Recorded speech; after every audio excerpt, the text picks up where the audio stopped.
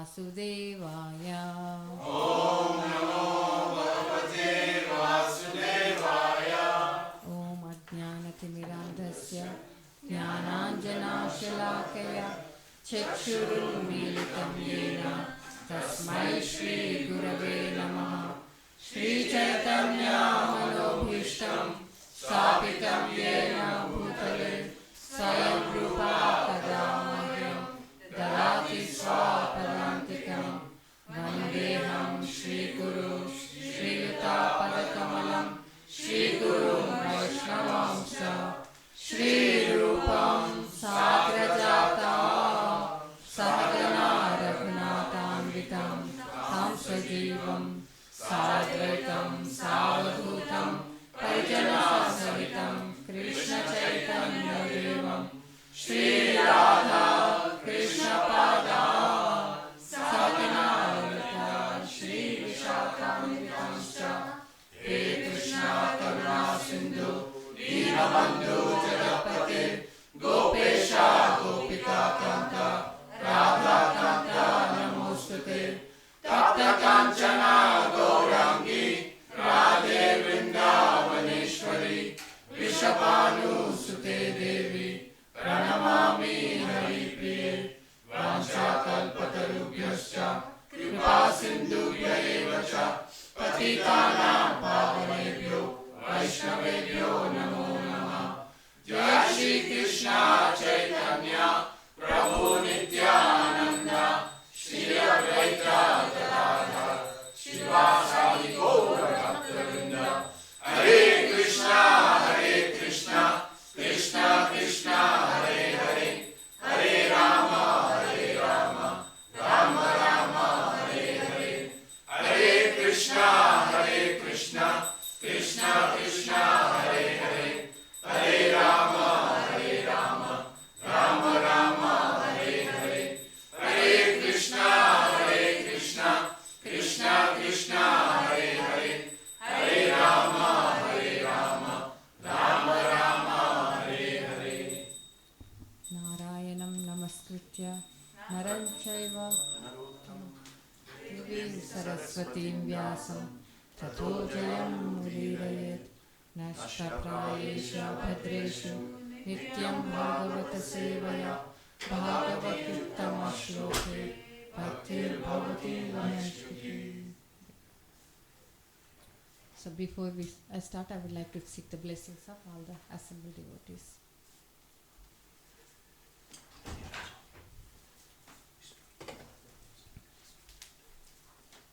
So the 7th canto is titled as Signs of God. Yeah? This is a nice picture of Hiranyakashipu and Prahlad Maharaj, Nrsimhadev Prahlad Maharaj. So this is the signs of God. This is interesting, we never heard of signs of God. But it's more or less in many conversations is like it's faith.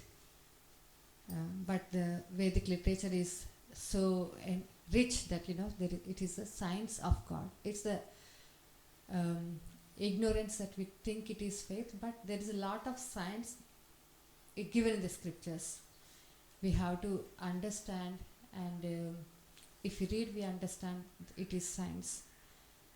I was listening to one of the famous motivational speakers. He took this Krishna consciousness with a vow that if he cannot find a topic that he cannot relate to the life, he will give it up. He will take it as a what is that? It's a fate. It's not really applicable nowadays. So he was studying it for 3 years and still studying on, and he could not find a single theme that is not applicable to nowadays life. So that is the gravity of the science of our Vedic scriptures and Vedic knowledge. And the second canto title is Hiranyakashipu, the King of Demons.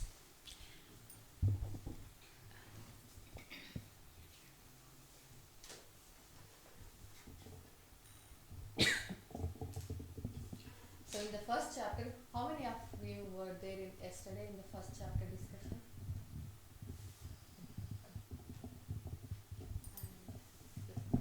So what were the points discussed yesterday, if you can remember? The point was why Krishna was partial towards demigods, especially Indra Devi. That was the whole discussion. So the point was discussed that why Krishna is partial to the demigods, yeah? And what was the answer for it?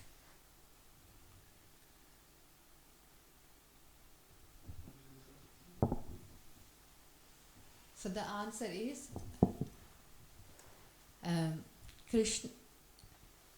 Krishna is like a father or the manager of the organization. He makes sure everything runs smoothly. So he is not affected by the dualities. Dualities is praise or blasphemy, happiness and distress. That is, he is not affected. These dualities, modes, material modes and the time, they are all created by him. So he is aloof from it. He is beyond them. He is not affected by them at all. And like a mother, sometimes, how many times when we were kids we complained to our parents, oh, you are partial to brother or sister. Did we? No? Yeah. Or our children, they complain. You are partial to him or her. That goes on. But it is not, it's not that partiality. The mother makes sure that everyone is up to the mark. What they are supposed to do, they are supposed to do it. So when the comparison, it looks like it is partial. But Krishna is not partial. He is not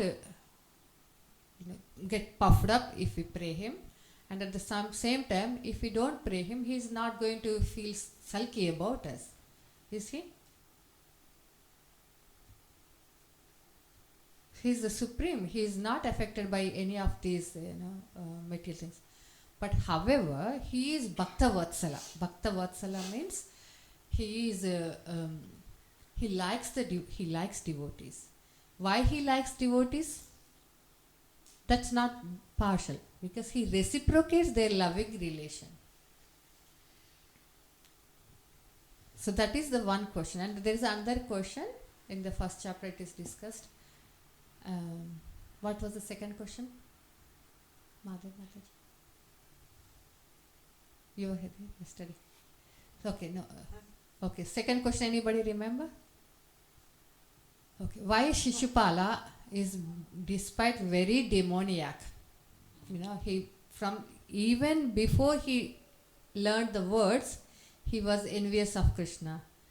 So before learning the words means when you are a child, usually children are innocent.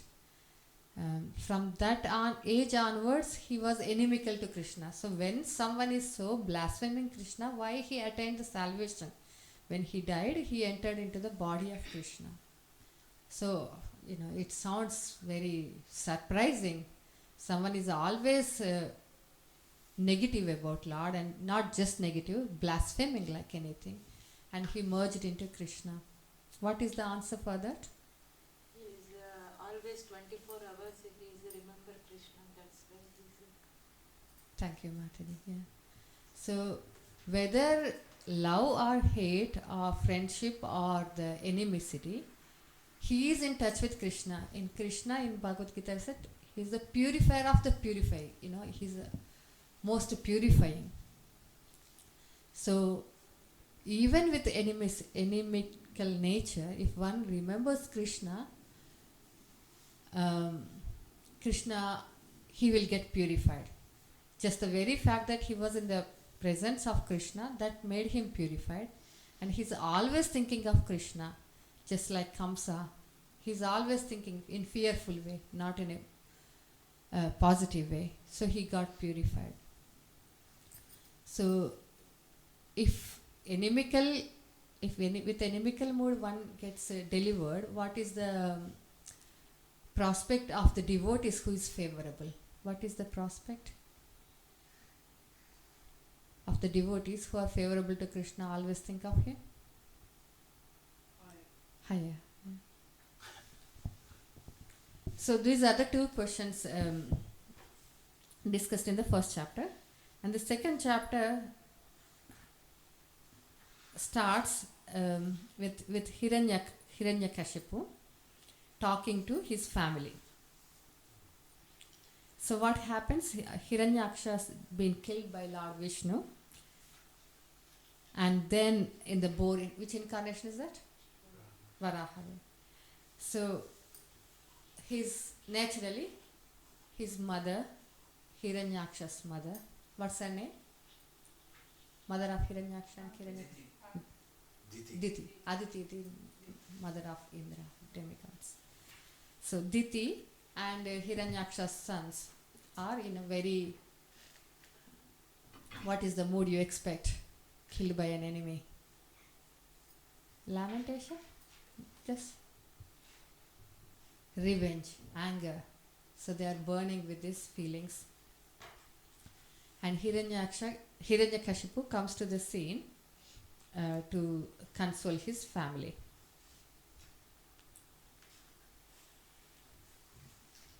And in this chapter later on, after Hiranyakashipu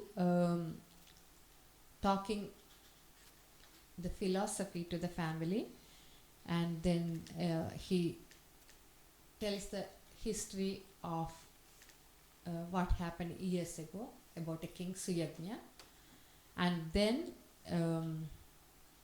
in that story there is another history comes, how Yamaraj came and talked to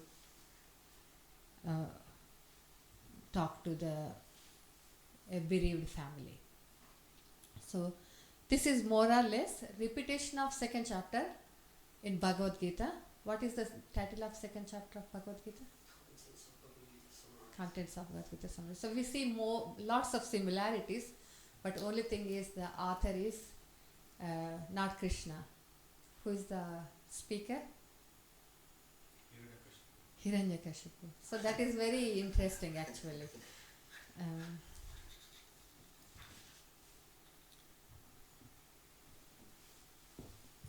So when the chapter starts with how angry Hiranyakashipu is.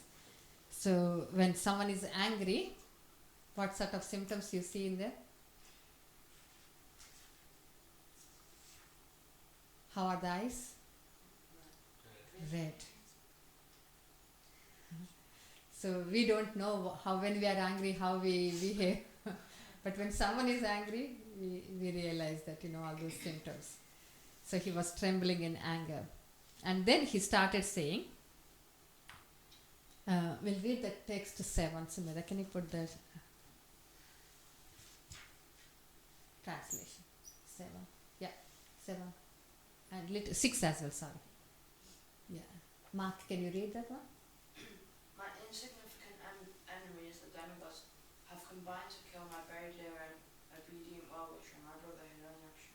Although the Supreme Lord Vishnu is always equal to both of us, namely the demigods and the demons, this time being devotedly worshipped by the demigods, he has taken their side and helped them to kill Hiranyaksha. Okay. Someone else, 7 and 8, translation?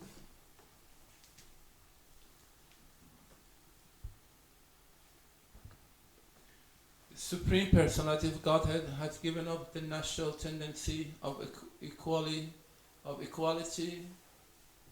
towards the demons and demigods.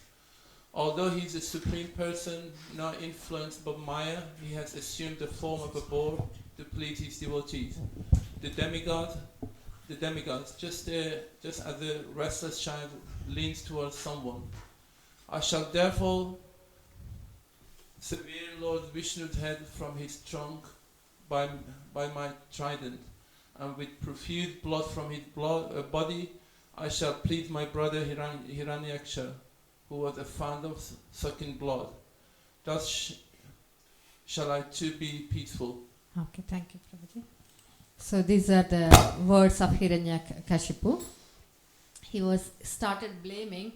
First is Lord Vishnu taken the side of the demigods in the sixth translation. And then in 7 and 8 he said that he's like a child. You know, the child, if you give some sweet and they turn to you, you know, like are you on mommy's side or daddy's side, depending upon what you say that before to child. So, so they change. So Hiranyakashipu is putting this point. Krishna taken has Lord Vishnu has taken the side to the demigods as if like a child leaning towards someone.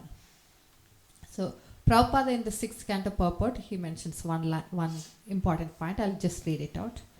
The demon Hiranyakashipu accused the Lord of being partial because the demigods worship him. But in fact, the Lord, like the government, is not partial at all. The government is not partial to any citizen, but if the citizen in law abiding, he receives abundant opportunities from the state law to live peacefully and fulfill his real interest. So Lord is like a proper government. When proper government functions properly, they are not partial to one group or other group. But at the same time, for the government make sure the law abiding citizens can live peacefully and the law breaking people are punished. So that is the point given here. So what Hiranyakashipu was thinking about the Lord, that he is taking the sides, is not right. And like the child, he also blasphemes the Lord, that he's behaving like a child. In fact, Hiranyakashipu, his words and activities are like those of child. Actually, because the demons are ordinary human beings, their minds change. And being materially conditioned, they think the Supreme Personality of Godhead is conditioned also. In the Bhagavad Gita 9:11, Avajananti Mamuda Manushim Tanumashritam. Fools deride me when I descend in the human form. Demons always think that Vishnu can be killed. So they get this opportunity to think unfavorably. That's why they can generally attain salvation, because they have been thinking about Krishna.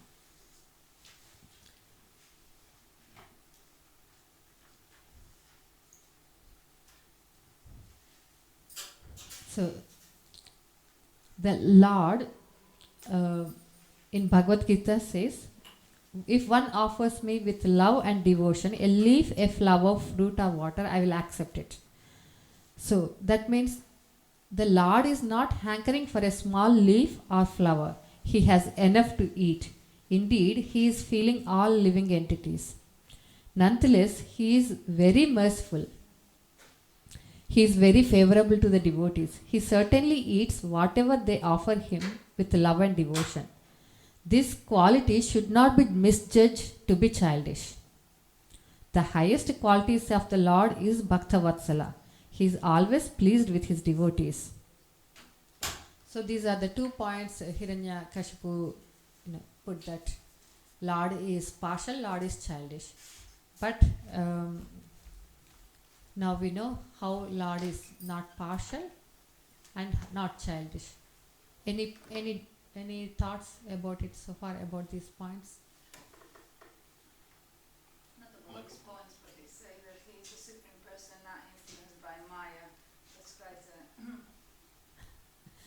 given insight of Hiranyakashipu's Yeah. way of thinking, because that's, on one hand he says he's a supreme person, on the other hand is Maya, that the Lord can be overcome by the external potency Maya. I just wanted to mention that I find it very... Yeah. So when someone is speaking, Siddhanta Saraswati Maharaj says that a fool cannot be perceived until he opens his mouth. So Hiranyakashipu mentioned here that Krishna is covered with Maya. So that indicates what state he is in. So that is his status of mind. Any other thoughts? empowered world. The- Because like the demons think that they'll just like destroy the Lord's son. That's a very nice point, Mark. Yes. So even demons thinking like this is the power of Krishna. Thank you.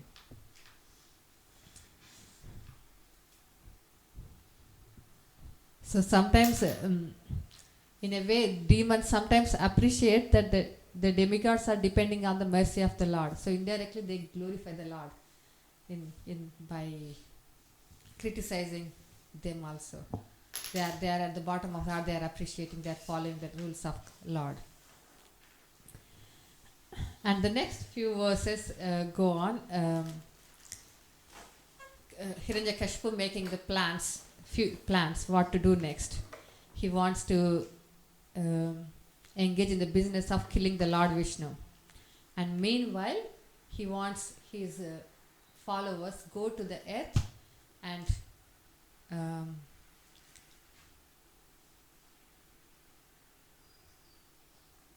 to destroy the Brahmanical culture. So the Brahmanical culture is Brahmana advising the duties to the king, Kshatriyas, and they're performing the sacrifices, Vedic study, protecting the cows and giving charity. So Hiranyakashipu wants all these activities to be destroyed. So why he wants to destroy the Brahmanical culture? Like he thinks that like whatever the sacrifices they are doing, that is the power of Vishnu. If he stops that, Vishnu won't get the powers. Yeah. Something like that he thinks. Yeah, politicians always go multi way of attacking. One way direct attacking, one way indirect attacking. Weaken them from all the sides. So if this Brahmanical culture is flourished, demigods become powerful.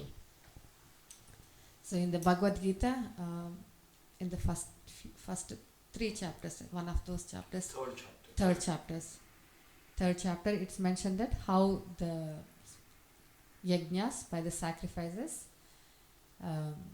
rains come, and from the rains grains come, and from that sacrifices demigods will be pleased, and when the demigods pleased, they gives the rains again, and that's how living beings live peacefully in a balanced way. So that is the basis of the Brahmanical culture and the Vedic way of living and how to live peacefully. So next we move to the translation of 21, Sumer.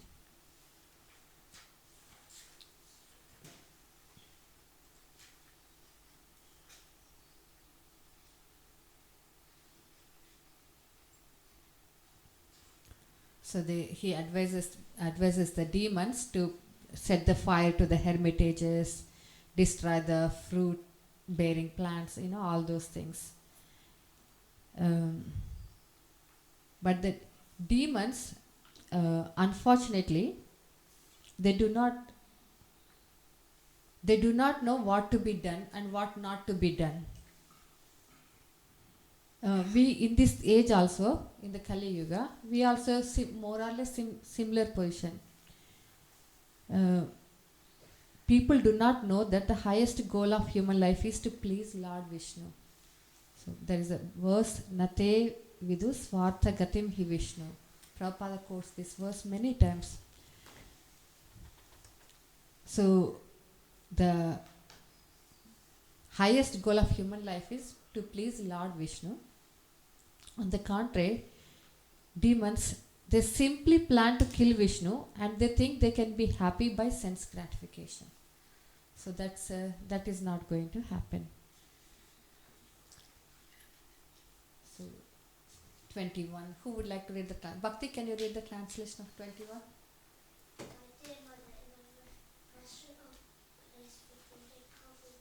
Travelers are brought together, and after drinking water, they continue to respective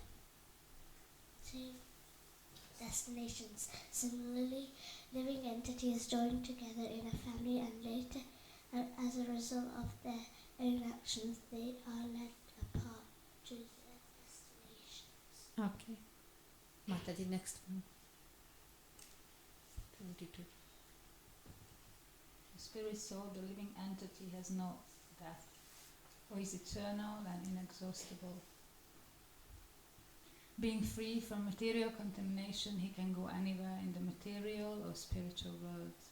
He is fully aware and completely different from the material body, but because of being misled by misuse of his slight independence, he is obliged to accept subtle and gross bodies created by the material energy, and thus be subjected to so-called material happiness and distress.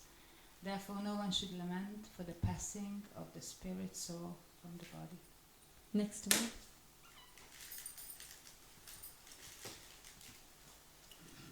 Because of the movements of the water, the trees on the bank of a river, when reflected on the water, seem to move. Similarly, when the eyes move because of some mental derangement, the land appears to move also.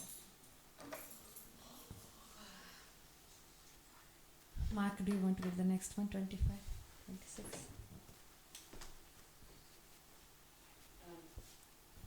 In his bewildered state, the living entity accepting the body.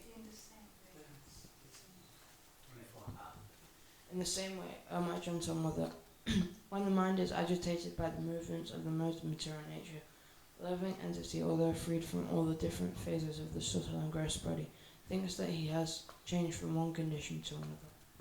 Sumya, the next one. In his bewildered state, the living entity, accepting the body and mind to be the self, considers some people to be his kinsmen and others to be outsiders. Because of this mixed conception, he suffers. Indeed, the accumulation of such concocted material ideas is the cause of suffering and so-called happiness in the material world. The conditioned soul, thus situated, must take birth in different species and work in various types of consciousness, thus creating new bodies. This continued material life is called samsara. Birth, death, lamentation, foolishness, and anxiety are due to such material considerations. Thus, we sometimes come to a proper understanding and sometimes fall again to a wrong conception of life. Yeah, thanks. So far this is all the talk of Hiranyakashipu. So what was he saying? He was accepting how the soul is different from the gross body. Yeah, he's God. Yeah. So Hiranyakashipu is talking about all the intricate matters of the soul and body. You know, we come to the restaurant for some time, and and then after eating is finished, we go away. So similarly, we live in this family or congregation or a workplace, and then we'll go away. It's our own journey. It also says that the purport that when the waves in the ocean come, some floating things, some reeds will come together and then they'll go away. So we'll come close and we'll go away.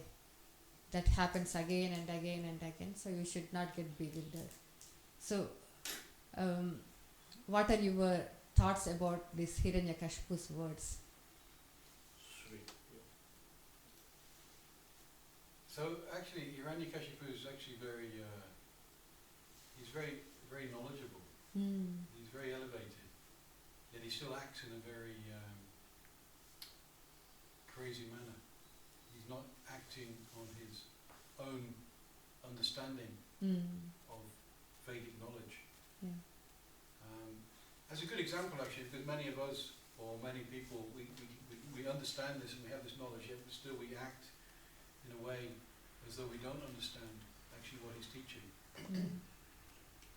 So that is the key point in this chapter actually. So it's not talking of the philosophy, the character, and how much transformation and how much we are resembling in the what we have read and listening. That makes the difference. So Krishna doesn't say who is talking what. Krishna says how much he's following and how much his character is um,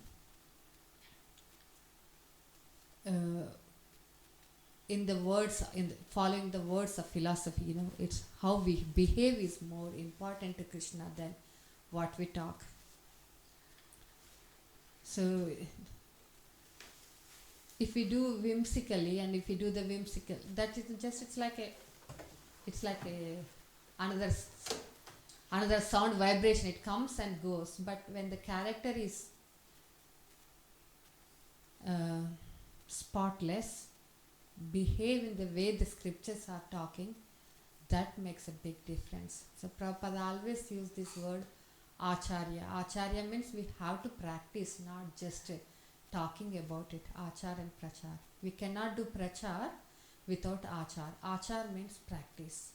So acharya is the one who practices. So whether we are going out in the streets for the book distribution or preaching, giving classes or whatever, if we don't practice this, it's just a show in the eyes of the Lord or in the eyes of common people. It's just a show. It doesn't make a difference. So it's important to practice so Lord sees the intentions, then the action.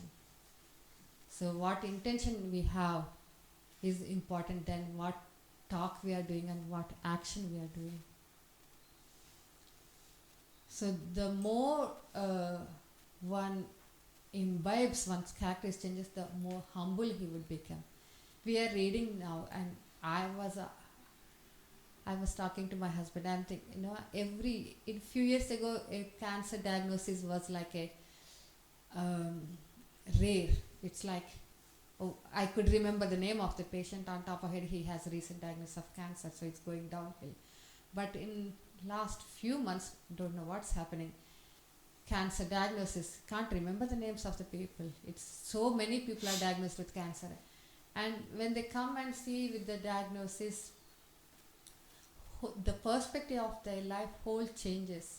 The priorities changes. The job used to be priority, despite when we talk about your cholesterol is a bit high, when your sugar are high, I am doing the busy job, my life is busy, my children, I'm running around, I can't look after. But when the cancer diagnosis is made, and when they given the end of life, not just cancer, when the end of life diagnosis is given, whole perspective changes. Then they get time. They don't have to do, they won't do the job, they stop doing the job. So that, but what I felt that, I was thinking that I'm seeing the scriptures through these patients, but when it comes to me, I'm still thinking that, it's not going to happen to me. I'm seeing that they are changing, but I'm not changing. So that happened because I have been reading the chapter yesterday sitting. Otherwise, I was reading only one verse or here and there, one translation or one purport. But when I sat and read, I just felt that I felt a bit shaky, honestly. So, like them, I too be off the picture one day, and have I fulfilled the purpose of my life? So yes, not just knowing the philosophy is important, but practicing it. And what is the best way to practice it?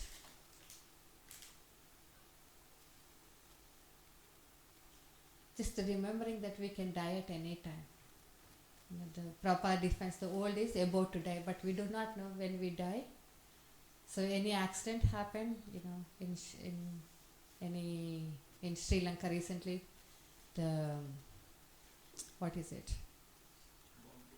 bomb blast. So we can be, it's not that end of the life cancer diagnosis or some road accident. It can happen at any time. So the integrity comes when we remember that my end of life can happen at any time, and there is end to my life as well. So when we think about that, the integrity comes automatically. Any thoughts about it?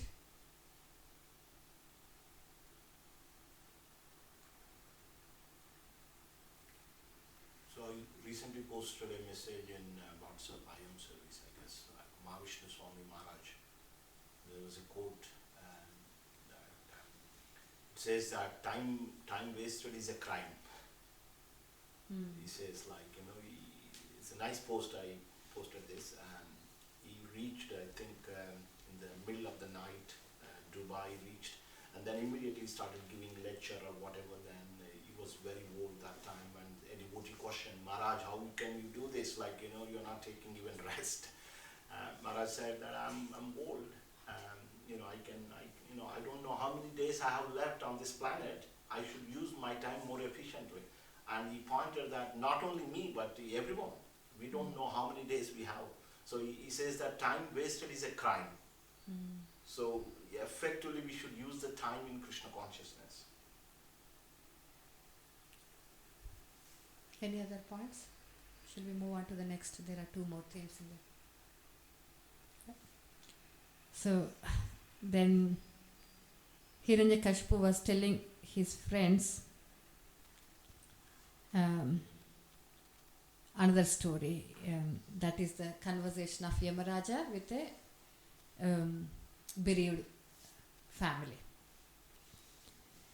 In the state known as Ushinara, there is a celebrated king named Suyagnya. When the king was killed in the battle by his enemies, his kinsmen sat down around the dead body and began to lament the death of their friend. So, and then there is description of how he was lamented, how they were lamenting. But the fact is that however is powerful, however talents or the skills or the beauty or money or fame, whatever one have, this proves that we are controlled by higher authorities. Our personal power or endeavor is not always supreme. We must therefore accept the position offered to us by the order of Supreme. So many times, I see many times people become very anxious, very panic. Anxiety, panic disorder, depression. Half of the population suffers. And the one thing all the counselors will say, take it as it comes. Take it as it comes. What is the take it as it comes? Just accept the Supreme. So we have to accept the Supreme. The more we want to control on the things or on the other people, the more miserable we will be. But if we accept the Supreme Lord and His plans, it is easier to move on without fear. So can you go to 35? 35 translation. I'll read it until it comes.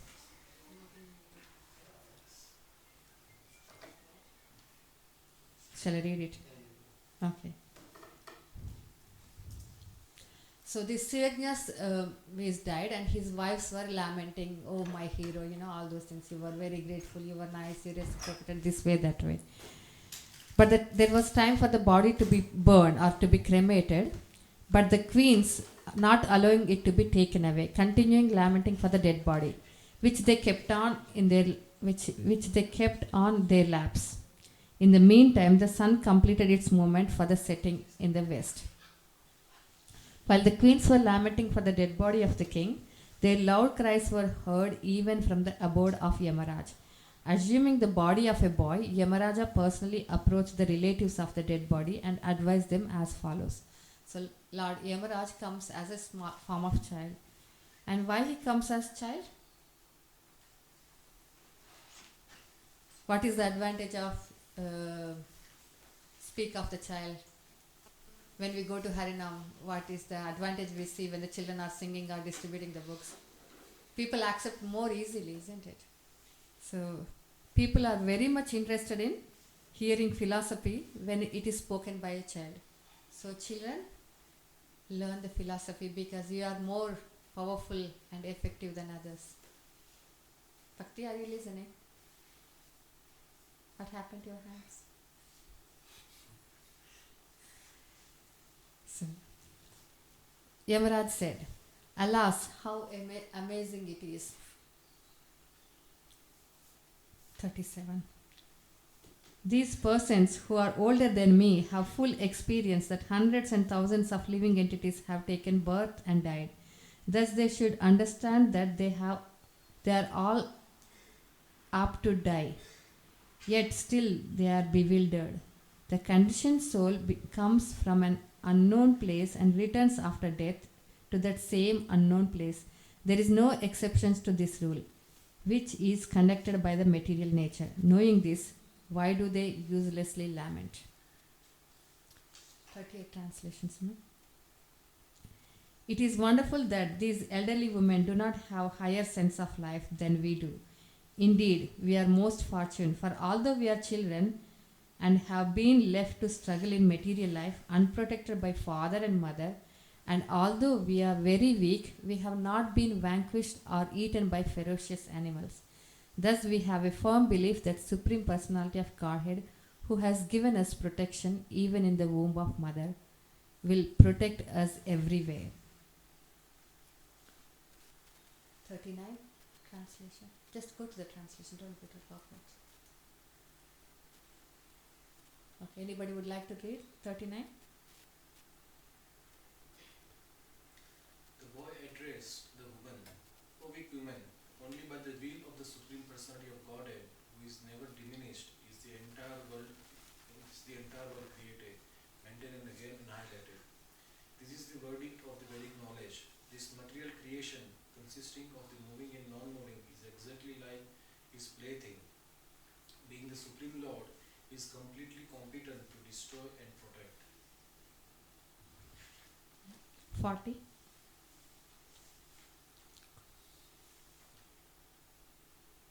Steve Prabhu. Sometimes one loses his money on the public street where everyone can see it, and yet his money is protected by destiny and not seen by others. Thus the man who lost it gets it back. On the other hand, if the Lord does not give protection, even money maintained very securely at home is lost. Even the Supreme Lord gives the protection. Even though one has no protector and is in the jungle, one remains alive, whereas a person who is well protected at home by relatives and others sometimes dies, no one being able to protect him. So this actually reminded me, a few years ago I was listening to this Amala Bhaktadas audiobook about this, and I was wondering how can money will be protected if it is lost, people will take it away. Few days after our congregation, Madhav Mataji was telling Sarvagnya Prabhu lost a pocket full of money on the street, and then he went out next morning or late in the evening and he's still there as it is. Nobody took it. I was thinking that when we start thinking about the scriptures, some examples come very live and vivid. So this is, any thoughts about what we have read so far? Swataji, it's really amazing that how Yamaraj is talking with this Mahajan. I think the root of all our problem is that we don't have the faith in the protection of the Lord. We keep forgetting that He is there to protect us. And when we feel that protectionless or unsheltered, even though we are under shelter, but when we think that we are not being protected, then all the miseries and all the problem and the confusion starts. As soon as we have complete faith that yes, Lord will protect us, all the miseries goes away. That's right. We forget that we take Krishna as protector, and we'll start making the insurance from our mind and intelligence. I'll do this plan, we'll make all these plans. That's why in the 17th chapter, making these plans is classified as demoniac. When I was reading that, I thought it's natural to make plans. Why it is called demoniac? Why it is called demoniac? Because we are making plans, leaving Krishna, keeping us in center.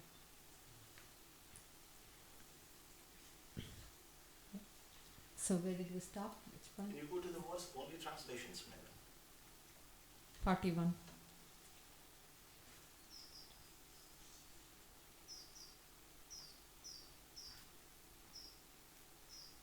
I'll read it while it comes. Yeah, okay, Srimad, you read it then.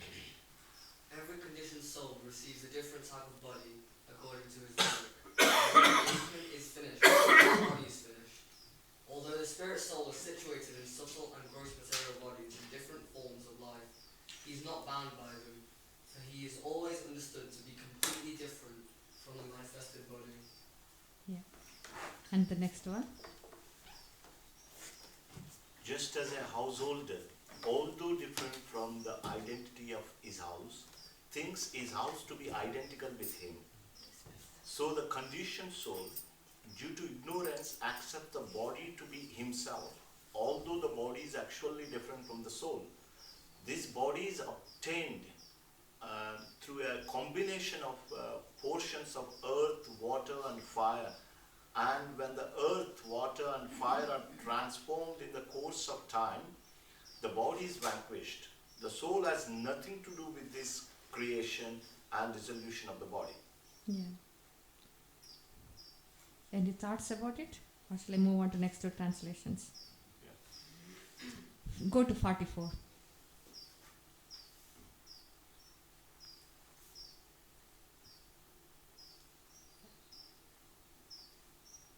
Prabhuji, go on.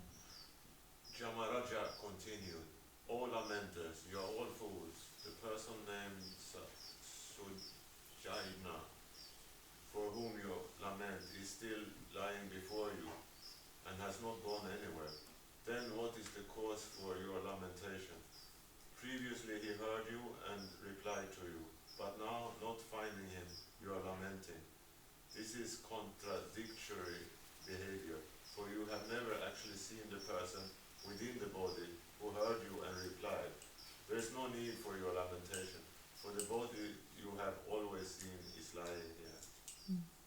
So next we'll go to text 47 translation.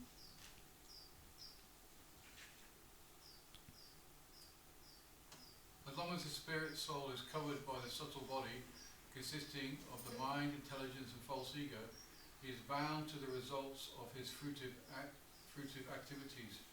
Because of this covering, the spirit soul is connected with the material energy and must accordingly suffer material conditions and reversals continually, life after life. Yeah, I'll read the purport of that one. There are some interesting points in the purport. The living entity is bound by the subtle body, consisting of mind, intelligence and false ego. At the time of death, therefore, the position of mind becomes the cause for the next body. As confirmed in Bhagavad Gita 8.6, Yam yam vapi smaran bhavam tyajantyante kalevaram. At the time of death, the mind sets the criteria for the spirit souls being carried to another type of body. If a living being resists the dictation of the mind and engages the mind in the loving service of the Lord, the mind cannot degrade him. The duty of all human beings, therefore, is to keep the mind always engaged in the lotus feet of the Lord. Savai mana Krishna padara vindaya. When the mind is engaged at the lotus feet of Krishna, the intelligence is purified, and the intelligence gets inspiration from the super soul. Dadami buddhi yogam tam. Thus, the living entity makes progress toward liberation from material bondage. So that the key point was here. Mind always dictates. We have to resist the dictation of the mind and engage in the service of the Lord. So that's the next 48 translation. 48. It is fruitless in talk of the impermanence of nature and the resultant so-called happiness and distress as if they were factual. When the man wanders during the day and the man begins to think himself extremely important, or when he dreams at night and sees a beautiful woman enjoying with him, these are merely false dreams. Similarly, the happiness and distress caused by the material senses should be understood to be meaningless. Yeah. The happiness and distress derived from the activities of material senses are not actual happiness and distress. Therefore, Bhagavad Gita speaks of happiness that is transcendental to the material conception of life. Sukham atyantikam tatyat buddhigraham atindriyam. When our senses are purified of material contamination, they become atindriya, transcendental senses. And when the transcendental senses are engaged in the service of the master of senses, Rishikesha, one can derive real transcendental pleasure. Whatever distress or happiness we manufacture by mental concoction through the subtle mind has no reality, but is simply a mental concoction. One should therefore not imagine so-called happiness through mental concoction. Rather, the best course is to engage the mind in the service of the Lord Rishikesha and thus feel real bliss of life. So, any points so far to this? You want to talk or comments or?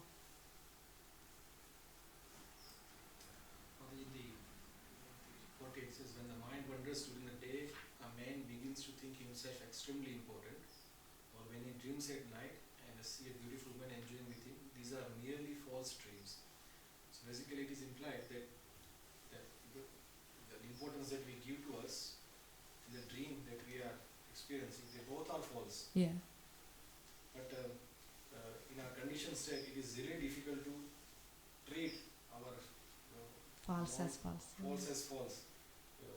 So it is really bewildering that how these material modes, even though they are not factual, it clearly says they are not factual, but they are so strong and so convincing that we do think that actually I am important. We have we have no problem considering our dream as a dream and we discard it. Yeah. But to think that actually I am important and discard it, it is really the power of material mode of nature. It's really strong.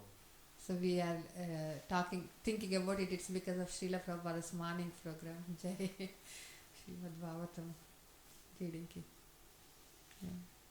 Well, can I just add? I think you're pretty good. While sleeping we dream, and how do we know that we are dreaming? Isn't it? We are in the dream. We are sleeping and we are dreaming, and then we have to realize that actually we are dreaming. So a little bit difficult stage. So that's why I think the main thing is constantly hearing. Whenever, for me, whenever I hear or read, then it gives me a little bit of knowledge and feel okay. Yes, this is right, this is wrong. So I think the more we hear, I think we have to hear more and more. We have to read more and more.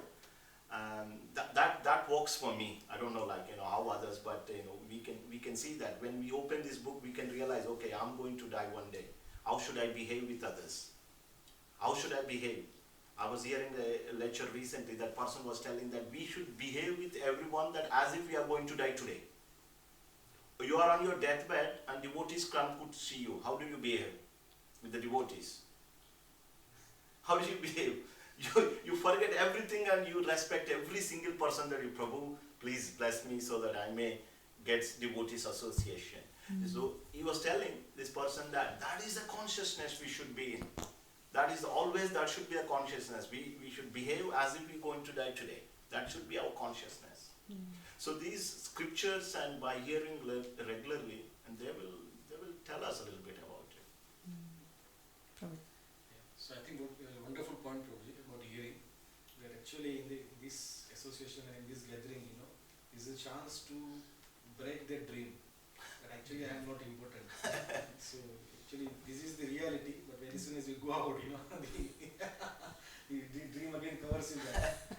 So we have to have this association. The luxury is, people think the best perfumes, best holidays, but the luxury is devotees association sitting like this and discussing the scriptures. This is the real luxury. So if we get this luxury more and more often, and then we know the dream is dream.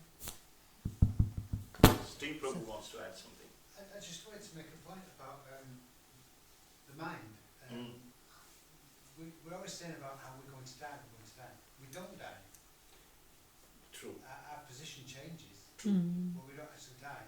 But I think if we're always telling the mind, one day we'll die, that's reaffirming the fact that we're going to die, whereas we're not. That's true. Yeah. But if we are in that consciousness, the reason why I'm telling is that we think we are mind generally. If we think we are not the mind, we are soul, then our actions are completely different. You see? Generally, everybody thinks they identify themselves with the body because of the mind. If you are identifying yourself with the soul, you always behave properly.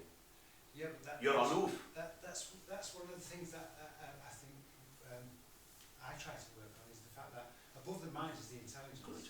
Yeah. So if we use our intelligence to trick the mind, to control the mind, and one of the things is by reaffirming. If the mind allows you to think something, and you attach yourself to that thought, then you let the mind control you. So if I say, if it's something that I heard a while ago, if you confirm something with the mind all the time, like, oh, I'm silly me, you're going to be silly. If you try to control the mind and try and stop that thought process of saying, I'm going to die, then you shouldn't say I'm going to die.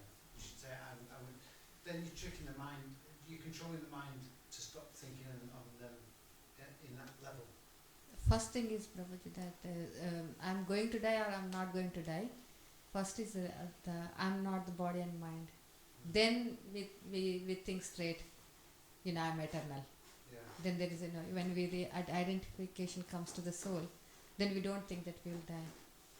So the identification, when we start identifying with the soul rather than the body and mind, then we naturally sit here chanting. Yeah, chanting. Can I just say something?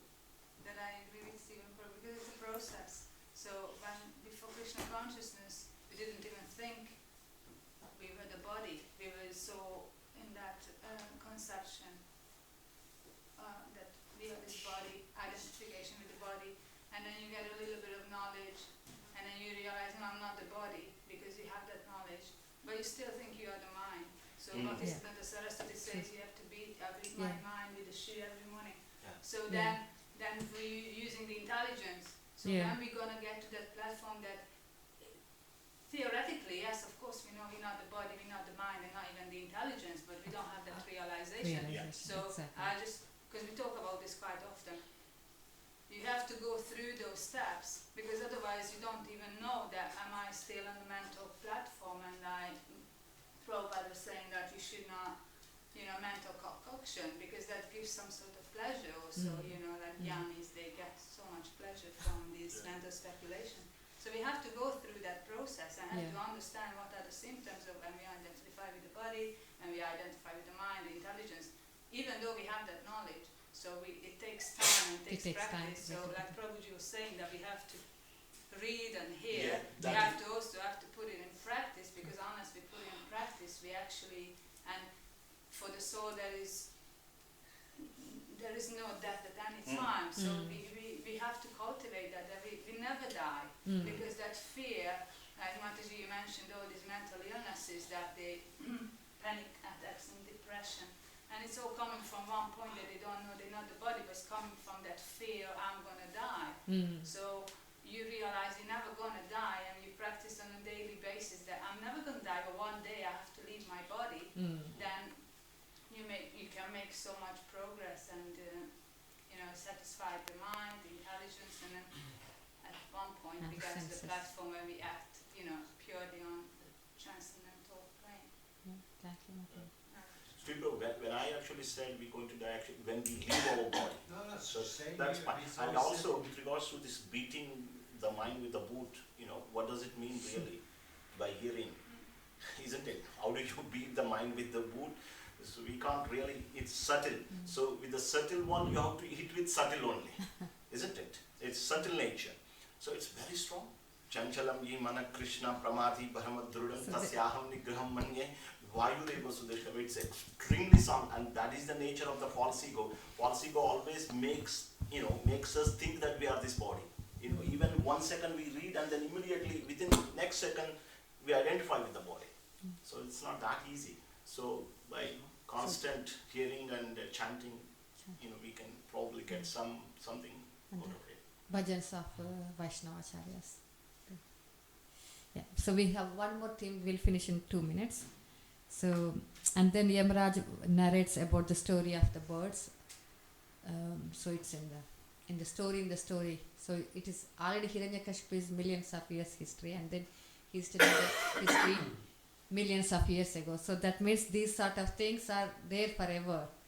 It's not these problems are new or the solutions are new. They are there forever. So there were two birds, and the male bird is hit by the female bird is hit by the hunter, and the male bird was lamenting, oh, how am I going to live? What is the point of living? How can I feed my baby birds and all those things? And meanwhile, the hunter, while it is lamenting, hunter also kills that bird. So there are a few points in the purport of 55. I'll just read through. The bird is lamenting for the mother of his children because the mother naturally maintains and cares for the children. Yamaraja, however, in the guise of a small boy, has already explained that although his mother left him uncared for and wandering in the forest, the tigers and other ferocious animals had not eaten him. The real fact is that if the Supreme Personality of Godhead protects one, even though one is motherless and fatherless, one can be maintained by the good will of the Lord. Otherwise, if the Supreme Lord does not give one protection, one must suffer in spite of the presence of his mother and father. Another example is that sometimes a patient dies in spite of a good physician and good medicine. Thus, without the protection of the Lord, one cannot live with or without parents. So this is the one we are discussing earlier about the faith and the faith in the protection of the Lord.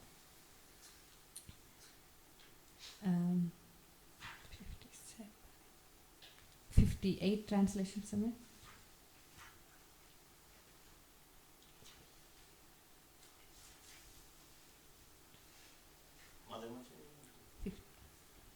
Hiranyakashipu said while Yamaraja in the form of a small boy was instructing all the relatives surrounding the dead body of Suyagna, everyone was struck with wonder by his philosophical words.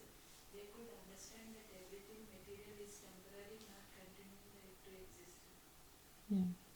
We'll read the purport as well. Just the first paragraph of the purport. Mataji, just first paragraph. This is confirmed in Bhagavad Gita, Antavanda time, Deha, Nitya Shokta, Sarirnaha. The body is perishable, but the soul within the body is imperishable.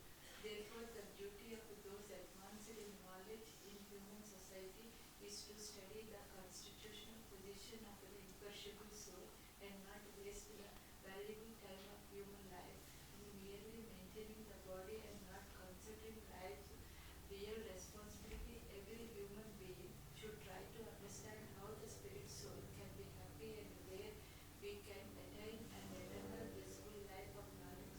Human beings are meant to study those subject matters, not to be absorbed in caring for the temporary body, which is sure to change. No one knows whether he will receive a human body again.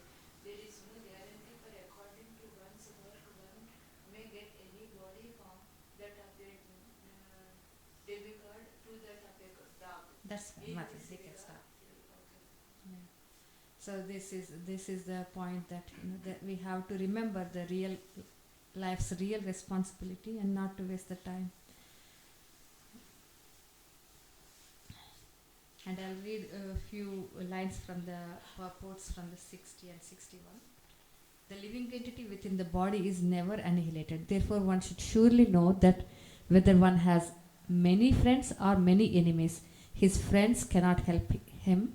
His enemies cannot do him any harm. One should know that he is spirit soul and that the constitutional position of the soul is unaffected by the change of the body.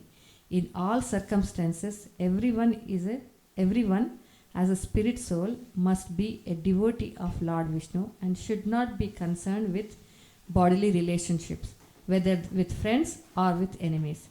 One should know that neither we ourselves nor the enemies in the bodily conception of life are ever killed. And in the 61, there are a couple of lines. When a relative dies, one certainly becomes very much interested in philosophy. But the funeral ceremony is over, once again becomes attentive to materialism. So this is called Smashan Vairag. So when we hear about the philosophy, we get very enthused, and the next minute we forget. So what is the medicine to not to forget? Stay in Smashan. Listen again and again, practice again and again. Kirtaniya Sadahari. Yeah. Eat prasadam again and again. So after listening to all this, Diti felt very peaceful. How are we feeling peace now compared to the beginning of class? A sense of fulfillment or relaxation, yeah? Everybody's waiting for prasad now. They are more hungry. So just before we complete, just to let's summarize that in 1 minute, each one tell one point we learned and we can take home or stuck to the heart. Mother. Any point or anyone. Yeah. That even if someone's in a jungle and they have the protection of the Lord, they'll stay alive. Yeah. But someone, even if they're in their own home, they may be murdered. Mm. And it's this idea that Rake Krishna Mareke, Mare Krishna Rakeke. Yeah. If Krishna wants to save you, no one can kill you. And if Krishna wants to kill you, then no one can save you. That's brilliant. Yeah. That's nice. Yeah. Anyone? Don't underestimate the power of love. Sorry, what is that? Don't underestimate the power of love. Don't underestimate the power of the Lord. Because he can do anything. He can do everything, anything. Yeah, he can create these powerful demons, and he gives the intelligence to the demons, and then takes it away. Yeah. Everybody has to make their own journey. Sometimes, the Hiranyakashipu gives this example. Restaurant. People meet in restaurant and, and then they separate and they go to their own destination. Similarly, even wife and husband, children also, we have to do our own journey. So how to develop bit of an attachment rather than detachment. Would say that, yes, you have to make your own journey, how to make my own journey. Aharda Mataji, what the point stuck to you? She's transcendental. That's when we see the body, we should not think that the one who speaks is the body. We should see beyond and not get bewildered by if anybody around us dies. Not mistaken. Speak like Hiranyakashipu was saying, Yamaraj was saying to the lamenting ladies that one who was speaking just a few minutes before, he was not Speaking. was lying here. So Yeah. should never see only the body, we need to see the soul. Benham Prabhu, what was the point that stuck to you? It's quiet today. Maybe so many points stuck to you, Prabhu. He's transcendental. Okay, skip me. Priyarani Mataji. Mind is a great havoc creator. Do not plan too much for your life. Sheetal Mataji. Live each day as if it's your last day, and try and always be humble, and try and always constantly either serve Krishna or hear about him or chant, and that way you manage to remember him. Yeah. Thank you very much. Kashna Prabhu, you didn't say anything? Everything. Everything, yes. No, Excellent. Well, there was one of the verses, cutting down the tree, wasn't it? That Yes. if we satisfy Krishna, everyone will be satisfied. That's the way. Water the root of Krishna. The root of the tree. Root of the tree. Yeah. And everybody will be satisfied. And also, One sec. and we're not dying. We're not going to die, even though the body dies. We don't die. Yeah. We carry on We carry on. forever. So we carry on this journey of discussing Harikatha all the time. So When we feel hungry, we should just ignore it. Can yeah, I no, just we'll say go. something? Haribol. Because we mentioned prasad quite a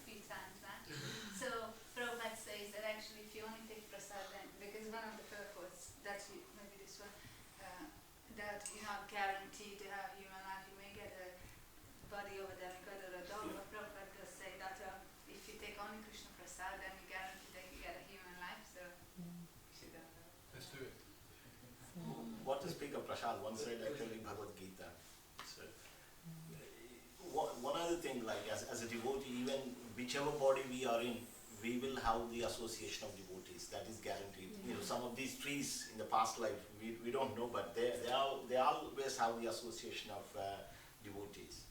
So isn't it? So whichever body we are in, you know, I have strong hope, like from reading scripture, that we will have the association of devotees. You know, one last comment I think with regards to that. You know, Parikshit Maharaj, when he was sat there, his prayer was this. This is one very beautiful prayer. I really like it very much. He said to the assembled sages that if I had to take birth again, yeah, I beg these three things. You bless me that I have these three things. Okay? If I have to take birth again on this planet, what are those three things? Can anybody remember? One, Association of devotees. association of devotees. No. When you have association of devotees, they will feel you definitely. Second one, Maitri. unlimited faith on the Supreme Lord. And third one, Friendship to all the friendly living. relationship with everyone. If I had to take birth again on this world, please bless me that I have these three things. That's all you need. That's all we need. Thank you very much. Very Shall good. we have prasadam now? Sorry, ran a bit later than planned. Jai. Ananta Koti Vaishnava Liki.